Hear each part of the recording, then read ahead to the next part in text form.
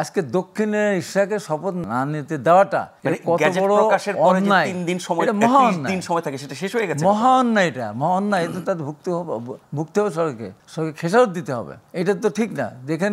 যেখানে গেজেটভুক্ত হয়েছে, নির্বাচন কমিশন গেজেটভুক্ত করেছে এবং কোর্ট শপথ গ্রহণের জন্য বলেছে, তারপর গায়ের জোরে ঠেকে রেখেছে। এবং একজন উপদেষ্টা আছেন স্থানীয় সরকার মন্ত্রী, 10টা পয়েন্ট হাজির করেছেন। 10টা কেন, 10,000 পয়েন্ট হাজির করালেও শেষ পর্যন্ত ইশরাককে শপথ গ্রহণ করতে দিতেই হবে, না করে কোনো উপায় নাই।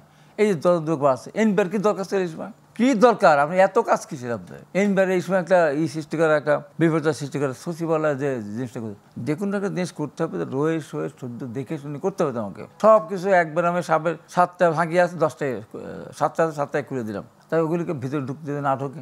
আজকে বিভিন্ন জায়গায় যে শুরু করছে, তাও তো এখানে তারা নগর ভবনের সেখানে তারা এখন আবার অবস্থান গেছে। কয়েকদিন তো রাস্তায় ছিল, আবার যে রাস্তায় আসে না। এখন নগর ভবনের আন্দোলন যৌক্তিক এবং সেটি আদালত, নির্বাচন কমিশনের সিদ্ধান্ত মাফিক, কিন্তু তাতে করে যে নাগরিক সেবা বন্ধ আছে এবং ঈদে যেসব কাজ করতে হয় সিটি কর্পোরেশনকে, সেগুলো যদি বন্ধ থাকে, তাহলে তো নগরবাসীর একটা বড় অংশ দুর্ভোগের মধ্যে পড়বে।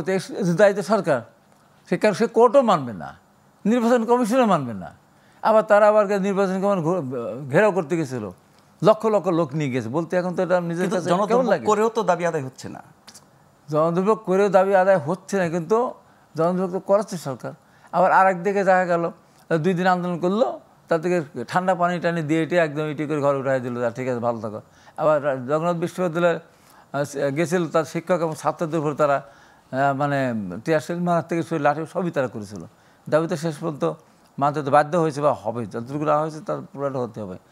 নগর ভবনের দুর্ভোগ হচ্ছে, আমরা চাই না দুর্ভোগ হোক, কিন্তু সরকার তো ইচ্ছাকে তৈরি করাচ্ছে। এই সরকার তো মনে করেই থাকে আমার চিরস্থায়ী, অবশ্যই তা না। এবং আমি মনে করি যে এইগুলি নিয়ে যারা এই যে দুর্ভোগের জন্য যারা দায়ী, যারা সৃষ্টি করাচ্ছে, তাদের পরিণতি কিন্তু ভালো হবে না, কারণ তারা চোখে দেখছে না। দেখলো তো কয়েকদিন আগে আওয়ামী লীগের মতো একটা দল, সেই দলের হাজার হাজার না লক্ষ লক্ষ কোটি কোটি কর্মী, ভক্ত সমর্থক, পুলিশ, বিডিআর, র্যাব, সোয়াত বাহিনী থেকে শুরু করে সব, তাদের মসজিদের ইমাম পর্যন্ত, ক্ষতি পর্যন্ত কোথায় গেল? কোথায় গেল? শুধু জনগণকে ভোট দিতে না দেওয়া, দেশের মানুষের দ্রব্যমূল্যের ঊর্ধ্বগতির কারণে দেশ দুর্ভোগ বাড়ানো, গুম খুন অবিচার অন্যায়, এই কারণে তো তারা করছিল। তারা যাবে কেন, পালাবে কেন? আজকে দেখেন তো আওয়ামী লীগের একটা লোককে নিয়ে আসেন তো।